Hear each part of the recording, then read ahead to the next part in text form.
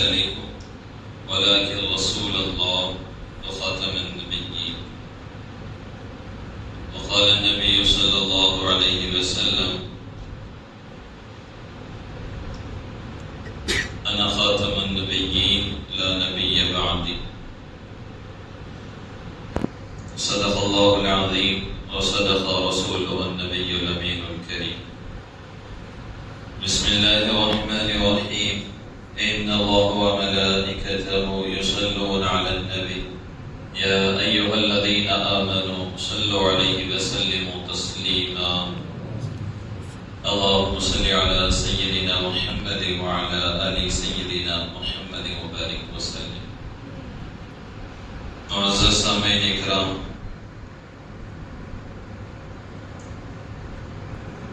ابھی آپ کے سامنے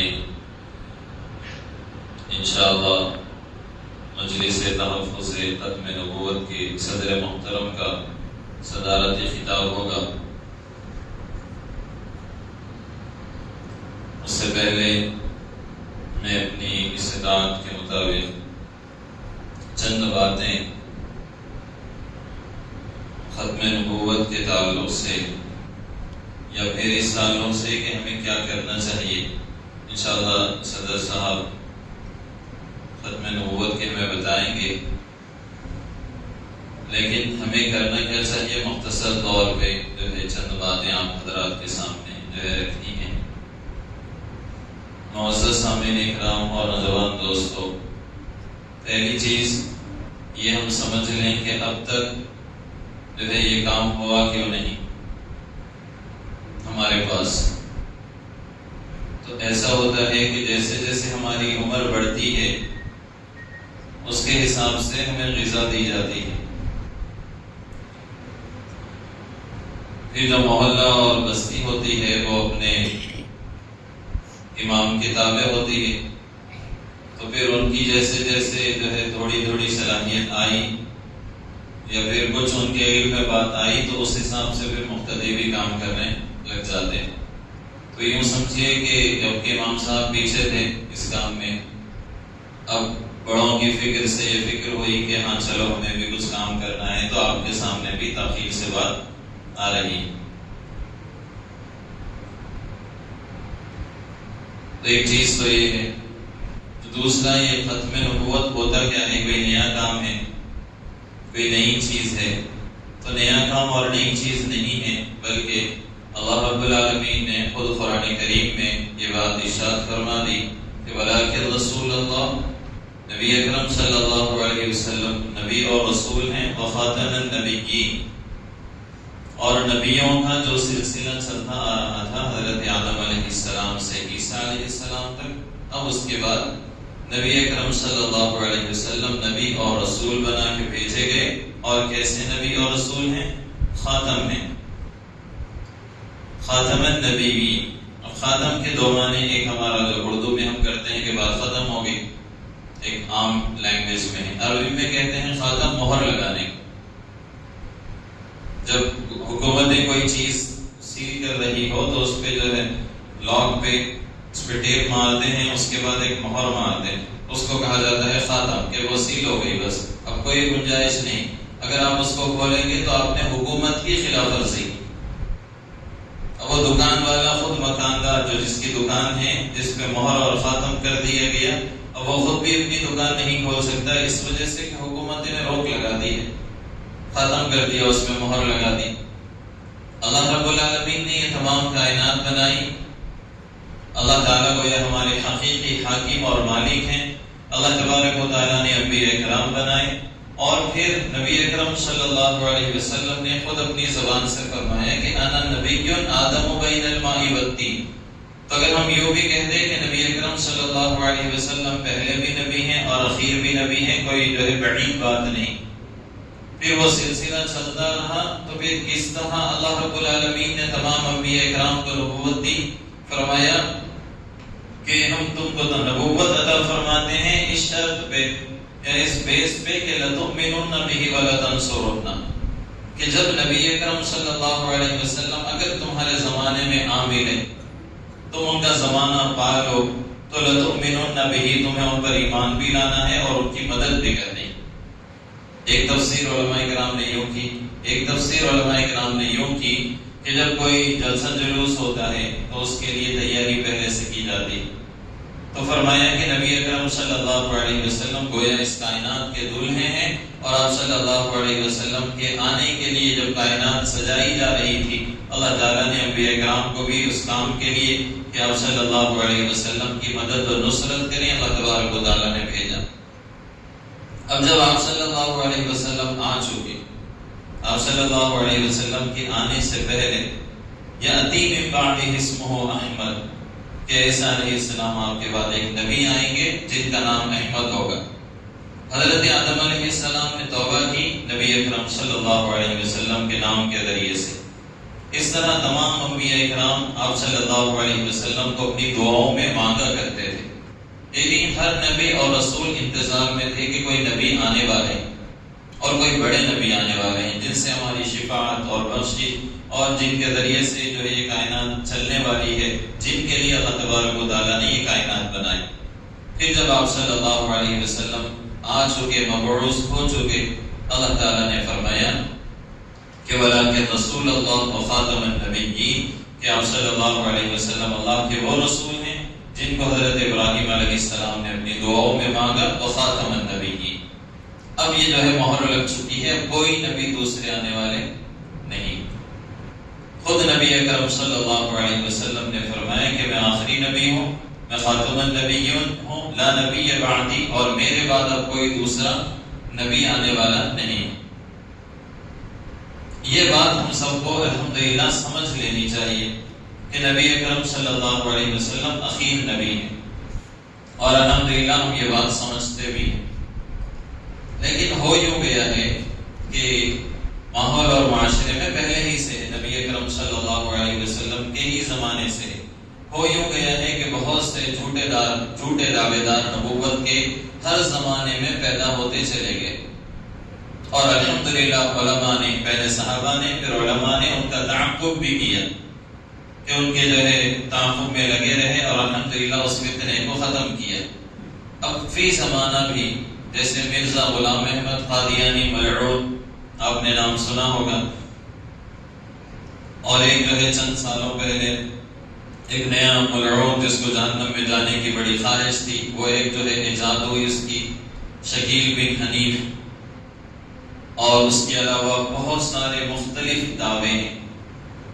اب جیسے کہ ہم نے بڑوں سے سنا کہ یہ ڈائریکٹ تو نبوت کا دعویٰ نہیں کر سکتے، کیونکہ خاتم النبیین اللہ تعالیٰ نے بھی کہہ دیا، آپ صلی اللہ علیہ وسلم نے بھی کہہ دیا، تو پھر کریں کیا؟ تو فرمایا کہ چور راستے سے داخل ہوں گے کسی طرح۔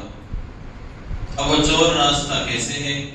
تو فرمایا کہ حضرت عیسیٰ علیہ السلام کا نزول، کہ عیسیٰ علیہ السلام قیامت سے پہلے نازل ہوں گے، اور دیکھیں اس میں ان کی سب سے زیادہ جو مدد کی ان فتنوں کی، وہ کیوں ہوا، انشاءاللہ آئندہ مستقبل میں بہت ساری باتیں جو ہے ہمیں سیکھنی، سمجھنی، اس کا علم حاصل کرنا ہے۔ تو اس میں ہوا یوں کہ جو یہودی اور عیسائی تھے، اچھا ووٹ اسی لیے منگایا گیا تھا لیکن اب شاید اس سے مس ہو جائے گا، تو پھر یہ یہودی عیسائی تھے، جیسے کہا جاتا ہے حضرت ابراہیم علیہ السلام کے دو بیٹے تھے، ایک تھے اسماعیل علیہ السلام اور ایک تھے اسحاق علیہ السلام، اور اسحاق علیہ السلام کے بیٹوں کا نام کیا ہے؟ یعقوب علیہ السلام۔ یعقوب علیہ السلام کے بیٹے ہیں یوسف علیہ السلام، پھر یوسف علیہ السلام کے جو ہے نسلوں میں کچھ قبیلے بنے، پھر اس میں حضرت موسیٰ علیہ السلام کی پیدائش ہوئی، اب ان کی قوم یہودی کہی جانے لگی۔ آج کل ہم صرف انگریز کہتے ہیں جن کو علم نہیں ہے، تو وہ کہے جاتے ہیں یہودی۔ پھر اسی میں سے ایک نبی آئے حضرت عیسیٰ علیہ السلام، جس قوم کو نصرانی یا عیسائی کہا جاتا ہے۔ اب عیسائی اور یہودی ہو گئے، اور ان یہودیوں نے جنہوں نے انبیاء کرام کا قتل کیا، بہت سارے انبیاء کرام کو انہوں نے قتل کیا، انہوں نے ارادہ کیا تھا کہ حضرت عیسیٰ علیہ السلام کو قتل کریں، اور کوشش کی، یہاں تک کہ حضرت عیسیٰ علیہ السلام ایک کمرے میں گئے، یہ لوگ بھی ان کے پیچھے گئے اور انہوں نے پکڑا۔ اللہ تعالیٰ قرآن کریم میں فرماتا ہے وَمَا قَتَلُوا وَمَا صَلَبُوا وَلَٰكِن شُبِّهَ لَهُمْ، کہ نہ وہ قتل کیے گئے، نہ پھانسی چڑھائے گئے، بلکہ اللہ تعالیٰ نے انہیں اٹھا لیا، ولیکن شبہ لہم، ان کے مشابہ کوئی آدمی تھا جو عیسیٰ علیہ السلام کی طرح دکھتا تھا، اس کو جو ہے پھانسی چڑھا کے پھر جو ہے وہ کراس کا جو آپ دیکھتے ہیں اس طرح ان کو باندھا گیا اور ان کو تکلیف دی گئی۔ وہ عیسیٰ علیہ السلام نہیں تھے۔ اچھا آپ بھی کبھی بھی تصور نہ کریں وہ کراس دیکھے کہ یہ عیسیٰ علیہ السلام ہے، نہیں، عیسیٰ علیہ السلام کو تو اللہ تعالیٰ نے آسمانوں پہ اٹھا لیا۔ اچھا یہ میں اس لیے آپ کو سنا رہا ہوں، اب جو ہے بدبختی اس قوم کی، یہودیوں اور عیسائیوں کی بدبختی اس بات پہ ہے کہ تمہارے نبی کو، کیونکہ ہمارے بھی نبی ہیں لیکن جو ان کی قوم کے لیے خاص آئے تھے، تمہارے نبی کو اللہ تعالیٰ نے یہودیوں کے ذریعے قتل نہیں کروایا۔ اللہ تعالیٰ نے تو انہوں نے بڑی عزت کے ساتھ آسمانوں پہ حضرت عیسیٰ علیہ السلام کو اٹھا لیا، لیکن مسلمانوں کی مخالفت میں، نبی اکرم صلی اللہ علیہ وسلم کی مخالفت میں اب ان لوگوں نے یہ کام کیا کہ اس بات کو تسلیم کر لیا کہ نہیں، عیسیٰ علیہ السلام کو پھانسی ہو گئی۔ اگر وہ نہیں کہیں گے، اگر وہ کہہ دیں گے نہیں عیسیٰ علیہ السلام آسمانوں پہ اٹھا لیے گئے، تب قرآن سچا ہو جائے گا، آپ صلی اللہ علیہ وسلم کا لایا ہوا دین سچا ہو جائے گا۔ وہ جیسے مثال مشہور ہے نا کہ شوہر مرتا ہے تو مرے لیکن سوتن بیوہ ہونی چاہیے، خود بھی بیوہ ہوگی اس سے کوئی مطلب نہیں، سوتن بیوہ ہو اگرچہ شوہر مر جائے۔ تو ان کا مسئلہ یہ ہے کہ ہماری برائی ہوئی تو ہوئی لیکن مسلمانوں کا فائدہ نہیں ہونا چاہیے۔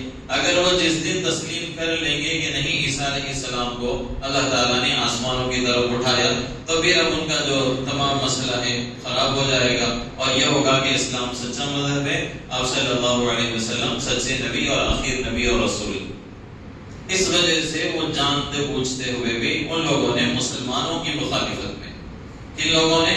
عیسائیوں نے، نصرانیوں نے، پھر اس کے ساتھ ساتھ یہودیوں نے جانتے بوجھتے بھی یہ کام کیا کہ انہوں نے کہا کہ نہیں عیسیٰ علیہ السلام انتقال کر گئے ہیں، پھانسی چڑھا دی گئی۔ اب اتنے پہ بس نہیں تھا، اب وہ آپ کچھ بھی کہہ لیں کہ مسلمان تو نہیں مانیں گے، ہم تو قرآن مانیں گے، نبی اکرم صلی اللہ علیہ وسلم کی تعلیمات کو مانیں گے۔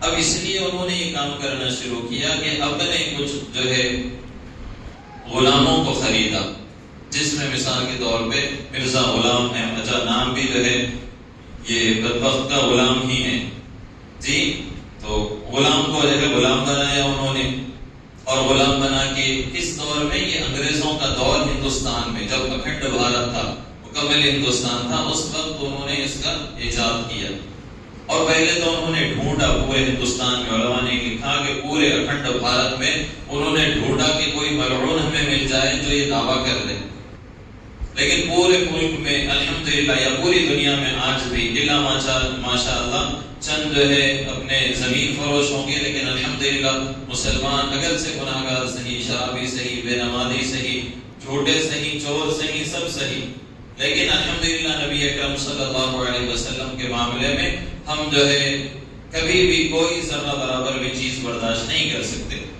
تو مسلمانوں نے نہیں کی، لیکن ایک جو ہے انہیں مل گیا اور انہوں نے اس کو پکڑ کے پہلے اسے مسلم بنایا۔ مسلم کہتے ہیں اصلاح کرنے والوں کو، کہ لوگوں میں جو ہے کہ مسلمان جہاد نہ کریں تو آپ اصلاح کریں۔ اس کے بعد اس کو مجدد بنایا کہ وقت کا امام ہے اور علماء ہے اور مجدد ہے۔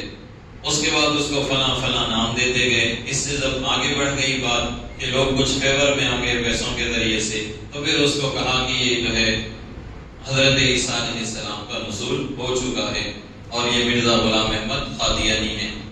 پھر ہر کام کے لیے پیسے کی ضرورت ہوتی ہے، جو جتنی محنت کرے گا، جتنا پیسہ لگائے گا، اتنا کام اتنا اچھے سے ہوگا۔ تو انگریزوں نے، یہودیوں نے، نصرانیوں نے مکمل ایڈ کی۔ اچھا اس کی مثال آپ سمجھنے کے لیے کہ کیوں انگریزوں نے ایڈ کی، تو آپ کو سمجھنے کے لیے دو باتیں آپ کے سامنے جو ہے مختصر رکھنی ہے۔ ایک بات تو یہ ہے جو آپ کو یقین ہو جائے گا، اسرائیل ایسا ملک ہے، اگر کچھ غلط ہے تو انشاءاللہ صدر صاحب بعد میں اصلاح کر دیں گے، کہ اسرائیل ایک ایسا ملک ہے جہاں کسی بھی مذہب کی، دین کی اشاعت کی اجازت نہیں۔ بدھ جائیں گے، کہیں گے کہ ہم بدھسٹوں کی اشاعت کریں گے، غیر مسلم ہندو بھائی ہمارے جائیں گے، وہ کیا چاہیں گے کہ ہم برہمنزم کو پھیلائیں، ان کو بھی اجازت نہیں۔ مسلمان تو مسلمان ہی ہیں، بالکل ان کو بھی اجازت نہیں، کسی مذہب کی، دین کی اشاعت کی اجازت نہیں ہے سوائے مرزا غلام احمد قادیانی، ان لوگوں کو اجازت ہے۔ کہ وہاں پہ جو فلسطینی بستے ہیں جو وہ قبضہ کر رہے ہیں، اب ان میں جو ہے احمدیت کو، مرزائیت کو، قادیانیت کو پھیلائیں۔ تو بات سمجھ میں آ گئی؟ پورے طاقتور مذاہب کو دین کی اشاعت نہیں، پھر ان ملعونوں کو کیوں ہے مسلمانوں کی مخالفت۔ اچھا دوسری بات کہ آپ کو تھوڑا سا جو ہے مضبوطی آ جائے، ذوالفقار علی بھٹو جو پاکستان کے صدر، سابق صدر رہ چکے ہیں، وہ فرماتے ہیں، انہوں نے کہا ہے، ان کے بیانوں میں آیا، تو انہوں نے کہا کہ میں جو ہے مختلف ممالک کا سفر کرتا اور میں امریکہ بھی جاتا تھا، اور میں جب امریکہ پہنچتا تو امریکہ میں نے ایک خاص بات نوٹ کی کہ جب میں امریکہ پہنچتا تو ایک خاص جو ہے جماعت مجھ سے ملنے آتی، ایک خاص ٹیم مجھ سے ملنے آتی اور آ کے کہتی کہ دیکھیں آپ کے پاکستان میں جو ہے ہمارے چند لوگ ہیں جو قادیان میں رہتے ہیں، تھوڑا آپ ان پہ نرمی کا معاملہ کریں، ان کی جو ہے ایڈ کریں گے، ان کی مدد کریں گے۔ فرمایا کہ ایک بار ہوا، دو بار ہوا، اور کئی مرتبہ جب بھی میں امریکہ کا سفر کرتا تو وہ ٹیم آتی اور مجھ سے کہتی کہ جو ہے ہماری جماعت کی جو ہے آپ تھوڑی سی تائید کریں گے اور نرم ہاتھ ان کے اوپر رکھیں۔ تو ان دو باتوں سے کیا سمجھ میں آیا کہ یہود و نصارہ اس جماعت کو، یعنی مرزا غلام احمد اور ان کی جماعت کو ایڈ کرتے ہیں، مدد کرتے ہیں، اور وہ چاہتے ہیں کہ یہ آگے بڑھے، اس وجہ سے کہ ہمارے اور آپ کے آقا محمد عربی صلی اللہ علیہ وسلم کا لایا ہوا جو سچا دین ہے، اس میں جو ہے کسی طرح وہ ضرب لگائیں اور کسی طرح نقصان پہنچا دیں۔ لیکن الحمدللہ اللہ کے فضل و کرم سے آپ اور ہم اور ہمارے بڑے ابھی زندہ ہیں انشاءاللہ۔ یہ الگ بات ہے کہ جو بھی پیدا ہوگا وہ جیے گا تو صحیح، کوئی چند سال تو کوئی زیادہ تو کوئی کم، تو ان کی بھی عمر ہے، جب تک چلے گی چلے گی۔ یہ تو اللہ نے خود مدد کی یا پھر اللہ رب العالمین نے خود چاہا کہ یہ کام ہو اور ہمارا ایمان بیدار، ورنہ ہم بھی جو ہے غفلتوں کی نظر ہو جاتے۔ وہ ممکن ہے جو ہے اس کے ذریعے سے اللہ کو کچھ اور ہمارے فائدے منظور ہو۔ پہلا جو سب سے پہلا جو ہے نبوت کا دعوے دار تھا وہ ہے مسیلمہ کذاب۔ یہ نبی اکرم صلی اللہ علیہ وسلم کے دور میں ہی اس نے نبوت کا اعلان کیا، اور جب اس نے نبوت کا اعلان کیا چند دن بعد آپ صلی اللہ علیہ وسلم وصال کر کے انتقال ہو گیا۔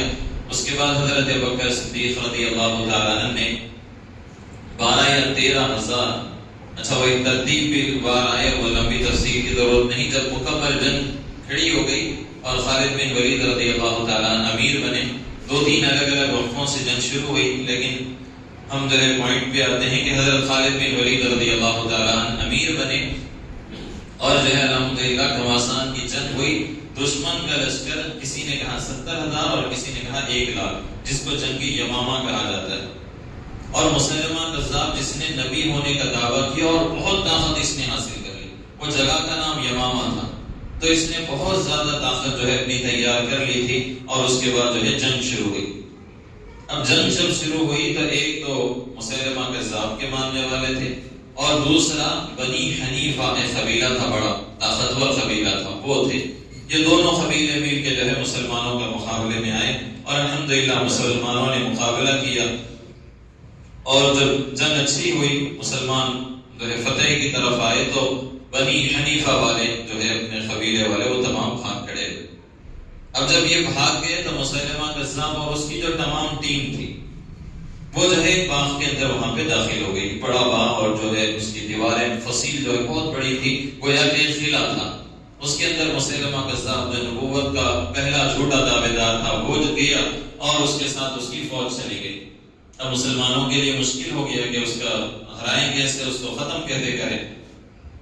تو فرماتے ہیں کہ زید بن خیس رضی اللہ تعالیٰ جو بہادر اور مجاہد صحابی تھے، اللہ ہمیں ان کا جذبہ ہمارے اندر، ہمارے دلوں میں پیدا فرمائے۔ تو زید بن خیس رضی اللہ تعالیٰ نے مسلمانوں سے، مہاجر اور انصار صحابہ اور امیر المومنین جو لشکر کے سپہ سالار تھے حضرت خالد بن ولید رضی اللہ تعالیٰ عنہ سے کہا کہ میرے لیے یہ انتظام کر دیں کہ مجھے کسی طرح یہ قلعے میں آپ مجھے پھینک دیں، ڈال دیں کہ میں چلا جاؤں قلعے، اور میں آپ سے یہ کہتا ہوں کہ میں جا کے اندر سے دروازہ کھولوں گا اگرچہ چاہے کچھ ہو۔ تو فرمایا کہ ان کے لیے انتظام کیا گیا کہ وہ فصیل سے، دیوار سے اندر جائیں، اور الحمدللہ زید بن قیس رضی اللہ تعالیٰ عنہ اس مرد مجاہد نے، اس صحابی رسول صلی اللہ علیہ وسلم نے جیسے ہی اندر گئے تو دشمن کھڑے ہوئے تھے۔ تاریخ میں فرماتے ہیں کہ کوئی بہادری کی ایسی مثال نہیں مل سکتی. چند لوگ ہوں تب بھی جو ہے بندہ بھاگ جاتا ہے اور کہتے ہیں کہ نہیں بہادری عقل مندی یہی ہے کہ آپ بھاگ کے آگے. کیوں؟ ورنہ تو 4 سے لڑتے اور اکیلے تھے نقصان ہوتا. لیکن ہزاروں کے لشکر میں واحد زید بن قیس رضی اللہ تعالیٰ نے جو ہے چھلانگ لگائی، پھر لڑتے ہوئے مقابلہ کرتے ہوئے فرمایا کہ جسم کا کوئی حصہ ایسا باقی نہیں تھا جہاں پہ جو ہے زخموں کے نشان نہیں تھے. اور ایک راوی نے لکھا کہ ایک مکمل مونڈھا یعنی پورا بازو حضرت زید بن قیس رضی اللہ تعالیٰ کا کٹ چکا تھا. اتنی تکلیف اور ضربوں کے باوجود حضرت زید بن قیس رضی اللہ تعالیٰ نے اس باغ کا اس قلعے کا دروازہ کھولا اور پھر الحمدللہ پھر مسلمان اندر داخل ہوئے اور مسلمانوں نے جو ہے ان ملونوں کو مار مار کے ختم کیا. پھر فرماتے ہیں کہ اس میں حضرت وحشی بن حرب رضی اللہ تعالیٰ عنہ، اچھا یہ حضرت وحشی وہ ہیں جنہوں نے جنگ احد میں نبی اکرم صلی اللہ علیہ وسلم کے صحیح چچا حضرت حمزہ رضی اللہ تعالیٰ عنہ کا قتل کیا تھا، جن کو سید الشہداء کہا جاتا. اور یہ وہی وحشی ہیں جن کے بارے میں آپ صلی اللہ علیہ وسلم نے فرمایا میں نے آپ کو معاف تو کیا لیکن میرے سامنے نہیں آنا کہ پھر میرے چچا کی جو ہے یاد آ جائے گی مجھے. تو یہ وحشی رضی اللہ تعالیٰ ماشاءاللہ وحشی بن حرب آج مسلمان تھے اور مسلمہ کذاب کے مقابلے میں تھے. فرماتے ہیں کہ یہ لڑتے ہوئے جو ہے بڑے ماہر تھے لڑنے میں، لڑتے ہوئے یہ داخل ہوئے قلعے میں اور اس باغ میں داخل ہو کے مسلمہ کذاب کی گردن کاٹی اور اسے جہنم رسید فرمایا. پھر فرماتے ہیں صحابہ کرام وحشی بن حرب رضی اللہ تعالیٰ عنہ کو کہ تم نے حضرت حمزہ رضی اللہ تعالیٰ عنہ کے جو قتل کیا تھا آج اس کا کفارہ ادا کر دیا کہ اس ملعون کو جہنم رسید کیا. مسلمانوں نے اتنی اپنی جانوں کی قربانی دی اور رسول صدر صاحب نے بھی فرمایا تھا کہ 1200 سے زائد اس جنگ میں مسلمانوں کی قربانی اور شہادت ہوئی. اس طرح نبی اکرم صلی اللہ علیہ وسلم کے ناموں سے رسالت کا تعاقب کیا گیا. اب رہا مسئلہ ہے کہ دل میں اگر ہمارے بھی طلب اور محبت ہوگی تو یقین جانی اللہ رب العالمین ہم سے اور آپ سے کام لے لے گا اور ہماری بخشش اور مغفرت کا یہ چیز ذریعہ بنے گی. تو آپ سمجھ رہے ہیں کہ جو نوجوان ہیں 10 سال 12 سال 13 14 15 جو بھی عمر ہے، پھر جو بڑی جن کی عمریں ہو چکی ہیں، ہم سب مل کے انشاءاللہ یہ کام کریں گے کہ ہمارے اطراف و اکناف میں، جیسے ہم نے کہا کہ وارڈ نمبر 25 میں جس میں مینار کالونی آتا ہے، علی نگر ہے، زیویہ کالونی ہے، اس میں جو ہے ایک گروپ بنائیں جو واٹس ایپ گروپ ہوگا. پھر نوجوان چلتے پھرتے جو ہے اس میں یہ کام کریں گے کہ کسی طرح کوئی مرزائی، کوئی قادیانی ہو یا پھر گوہر شاہی ہے یا کوئی بھی فتنہ ہو اس میں داخل نہ. اب رہا مسئلہ ہمارے جو فروعی مسائل ہیں یا پھر ہماری جو چھوٹی چھوٹی جماعتیں ہیں، مختلف جو جماعتیں ہیں، اس کی طرف جو ہے نظر نہ کریں. پھر وہ جو جس کو عمل کرنا ہے کریں، وہ ختم ہونے والی نہیں، ہمارے اختلاف ختم ہونے والی نہیں. ایک گھر میں 4 بھائی ہیں تو 4 الگ الگ ان کی سوچ ہے، تو وہ کوئی بھی عمل کرے کوئی مسئلہ نہیں. لیکن جو قرآن و سنت کے بالکل خلاف ہے، اللہ کے نبی صلی اللہ علیہ وسلم کی تعلیمات کے خلاف ہے، جیسے ایک جماعت ہے منکرین حدیث، اچھا نام لینا تو بھی برا نہ ہو، تو جن کو اہل قرآن کہا جاتا ہے، جو مکمل حدیث کا انکار کرتی ہے، کہتی ہے کہ نہیں ہم قرآن ہی پہ عمل کریں گے. پھر نبی اکرم صلی اللہ علیہ وسلم کی احادیث اور سنتوں کا انکار، تو یہ بھی لوگ مناسب نہیں ہے، ایسے بھی نہ ہو.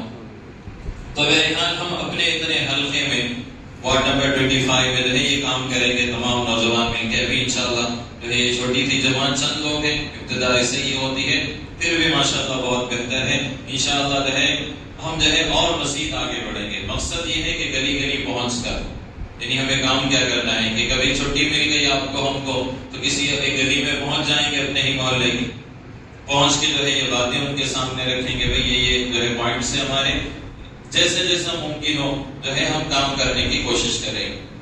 البتہ اس کے لیے ایک جو ہے بات جو ہے ذہن میں تھی کہ آپ کے سامنے جو ہے وہ رکھ دی جائے کہ ایک جو ہے بادشاہ گزرے ہیں سلطان نور الدین زنگی رحمۃ اللہ علیہ. آپ نے واقعہ سنا ہی ہوگا. تو ہم اپنے محلہ کی حفاظت کیسے کریں، اپنے شہر کی حفاظت کیسے کریں، تو ہم صرف اپنے وارڈ نمبر 25 کی بات کریں گے. تو ہم کیسے جو ہے اس کا جو ہے حفاظت کریں گے، تو دیکھیں اس طرح کریں جیسے سلطان نور الدین زنگی رحمۃ اللہ علیہ، انہیں جو ہے خواب آیا کہ نبی اکرم صلی اللہ علیہ وسلم خواب میں آئے، جو ان کو کچھ بتایا گیا کہ آپ صلی اللہ علیہ وسلم کی ناموس پہ جو ہے حملہ ہو رہا ہے، کہ وہاں کوئی ہے مدینے میں۔ پھر دو چہرے اور تصاویر بھی انہیں بتلائی گئی۔ تو سلطان نور الدین زنگی رحمۃ اللہ علیہ بے چین ہوئے، اٹھے اور اٹھ کے مدینے کا سفر کیا۔ فرماتے ہیں کہ دمشق سے مدینہ منورہ کا سفر قریب 22 سے 25 دن کا تھا، اور انہوں نے 15 سے 17 دن میں مکمل کیا بغیر آرام کے۔ بالکل تیزی سے سفر کرتے ہوئے وہ جو ہے مدینہ منورہ پہنچے، اور جو ہے حصار بنا دیا مدینے میں، کہا کہ کوئی باہر نہ جائے شہر کا آدمی۔ یہ دو لوگ ہیں جن کا چہرہ وہ دیکھ چکے تھے خواب میں، ان کو ڈھونڈنا ہے۔ پھر مدینے میں یہ اعلان کر دیا عام وہاں کے حاکم سے مل کے کہ جو ہے آج سب کے لیے دعوت ہوگی، کوئی بھی اپنے گھر میں نہیں رہے گا۔ بہر عام دعوت کر دی اور سب آتے گئے، اور سلطان نور الدین زنگی بیٹھ کے جو ہے وہ دیکھتا رہا۔ سب کچھ ختم ہو چکا پروگرام، اس کے بعد انہوں نے کہا کہ نہیں، وہ تو شہر جو میں دیکھنا چاہتا تھا اور کوئی باقی رہ گئے ہیں۔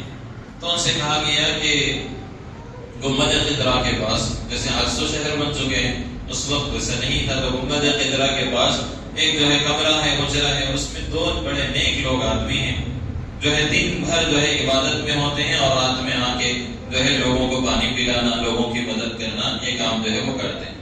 اچھا، جو ہے اس طرح بہرحال وہ خدمت کرتے ہیں، کہ پھر رات میں وہ عبادت کرتے ہیں اور دن میں جو ہے لوگوں کی خدمت کر دیتے ہیں۔ سلطان نے کہا ان سے ملاقات کریں گے۔ ان کے کمرے پہ، حجرے پہ پہنچے، اور وہ کمرے پہ داخل ہوئے تو سلطان نے دیکھا ان کے چہروں کو اور کہا کہ یہ تو وہی ہے جو مجھے خواب میں چہرے بتلائے گئے تھے۔ سلطان نے دیکھ کے پہچان لی، اور پہچان کے سلطان نے کہا کہ ٹھیک ہے، یہی ہے۔ کہا کہ عبادت کہاں کرتے ہیں؟ تو وہاں پہ جانماز بچھے ہوئے تھے۔ دیکھا جانماز ہٹانے کا حکم دیا، تو جانماز کے نیچے ایک سرنگ ہے جو گنبد خضرا تک وہ قریب پہنچ چکے تھے۔ اور آپ صلی اللہ علیہ وسلم نے خواب میں آ کے فرمایا تھا کہ نور الدین زنگی تم زندہ ہو، اور ہماری ناموس پہ اور ہماری عزت پہ جو ہے ڈاکہ ڈالا جا رہا ہے۔ تو وہاں سے سفر کر کے آئے، تو اندازہ لگائیے کہ کیا محبت اللہ کے نبی صلی اللہ علیہ وسلم کی ان کے دل میں ہوگی، کیا تڑپ ہوگی۔ آج ہم کو پیدا کرنے کی کوشش کریں، یہ نہیں ہے کہ ہم سن اور سنا رہے ہیں، نہیں، اس کا کچھ چھوٹی سی چنگاری کہیں دل کے کسی کونے میں جو ہمارے موجود ہیں، اس کو جو ہے پھر سے جگائیں، اور جو ہے ہم وہ محبت اپنے دل میں پیدا کرنے کی کوشش کریں کہ اللہ تعالیٰ دین کی خدمت کا اور ختم نبوت کی خدمت کا کام ہم سے لے۔ تو سلطان نور الدین زنگی نے ان دونوں کی گردنیں کٹا دی اور ان کو سزا دی اور جہنم رسید کیا۔ اس کے بعد انہوں نے کام یہ کیا کہ آج کے بعد کوئی بھی نبی اکرم صلی اللہ علیہ وسلم کے روزے تک نہ پہنچ سکے، تو انہوں نے ایک سیسا پگھلائی ہوئی دیوار مسجد نبوی کے اطراف میں خندق کھدائی، اور وہاں پہ سیسا پگھلائی ہوئی دیوار بنا دی۔ فرمایا کہ اتنی کھدائی کہ پانی زمین سے آنے لگا تھا، اتنی جو ہے گہری دیوار کھدوائی، گڑھا کروایا، اس کے بعد سیسا پگھلائی ہوئی دیوار بنا دی۔ تو میں وارڈ نمبر 25 کے جو نوجوان بیٹھے ہوئے ہیں ان سے بس یہی کہنا چاہتا ہوں کہ ہم بھی اگر وہ سیسا پگھلائی ہوئی دیوار بنانا چاہتے ہیں تو ہمارا جو ہے کہ چونکہ میں نے پہلے ہی عاجزی کا اظہار کیا کہ ہمارا کوئی بڑا مسئلہ نہیں ہے کہ ہم پورے شہر میں کر دیں گے، پورے ملک میں کر دیں گے، پوری دنیا میں انقلاب برپا کر دیں گے، پھر وہ جو بیجا باتیں ہو جائیں گی، آپ بھی پھر ٹھنڈے ہوں گے، ہم بھی خاموش ہو جائیں گے۔ لیکن جو کام کیا جا سکتا ہے وہ یہ ہے کہ وہ سیسا پگھلائی ہوئی دیوار آپ وارڈ نمبر 25 کے اطراف میں اٹھا دیں۔ اتنے میں ہر ایک ارادہ کر لیں کہ میں اتنے حلقے اپنی طرف سے ذاتی طور پہ جو ہے کوشش کروں گا، اور انشاءاللہ یہ کوشش کروں گا کہ یہاں کا کوئی نوجوان ایسا باقی نہ رہے، یا پھر مستقبل میں ایسا نہ ہو کہ ہمیں پھر نیوز سننے میں آئے فون پہ، جیسے پرسوں ایراگونڈے کے پاس پڑھنے والا آدمی شکیل بن حنیف کو پکڑا گیا تھا، 6 مہینے سال کی بات ہے۔ ایسا نہ ہو کہ پھر ہمارے محلہ بستی میں بھی کوئی نکل جائے اور ہم جو ہے پھر غفلتوں کا شکار ہیں۔ تو اس وجہ سے یہ تحفظ ختم نبوت کا کام ہمیں کرنا ہے، اور اس ارادے کے ساتھ کرنا ہے کہ بس ہم اس چھوٹے سے 2-4 محلوں میں جو ہے کوشش کریں گے کہ یہاں پہ جو ہے یہ برائیاں اور یہ فتنے نہ پھیلنے پائیں۔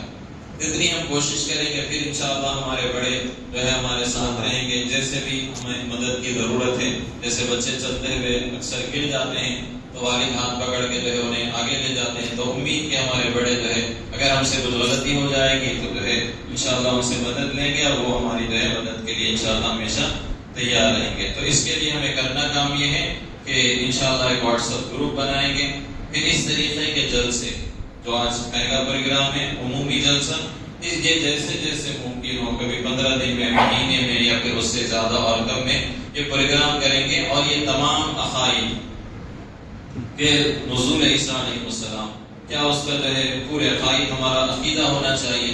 اسی طرح خروج دجال ہے، ظہور مہدی علیہ السلام ہے، ایک جماعت آپ نے دیکھی ہوگی مہدویوں کی جن کو کہتے ہیں، اب وہ سمجھتے ہیں ان کا مسئلہ ہے کہ مہدی علیہ السلام آ چکے، لیکن ہم سمجھتے ہیں کہ مہدی علیہ السلام ابھی آئے نہیں ہیں، انشاءاللہ عیسیٰ علیہ السلام کے دور میں وہ آئیں گے۔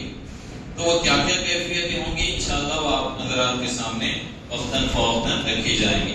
اس کے ساتھ ساتھ الحمدللہ 2 مساجد کے امام ہمارے پاس موجود ہیں، دوسروں کو بھی اطلاع دی گئی تھی مصروف ہوں گے کسی وجہ سے، تو وہ بھی جو ہے اپنی طرف سے کام کریں گے، ان سے بھی جو ہے مدد لیں گے اور ان کے ساتھ جو ہے رہ کے کام کریں گے۔ اور اللہ کے فضل سے ہمارے محلے میں قاری عبدالباسی صاحب رکن عاملہ بنے ہیں، اللہ ان کو مبارک کرے اور ان سے جو ہے تحفظ ختم نبوت کا کام لے لے انشاءاللہ۔ پھر ان کی سرپرستی میں بھی اس طرح جو ہے بہرحال ہمیں کام کرنا ہے۔ تو آپ کو بات مختصر سمجھ میں آ گئی کہ کرنا کیا ہے، یہ کام کرنا ہے انشاءاللہ تعالی۔ انشاءاللہ ہم پہلے گروپ بنائیں گے، بعد میں جب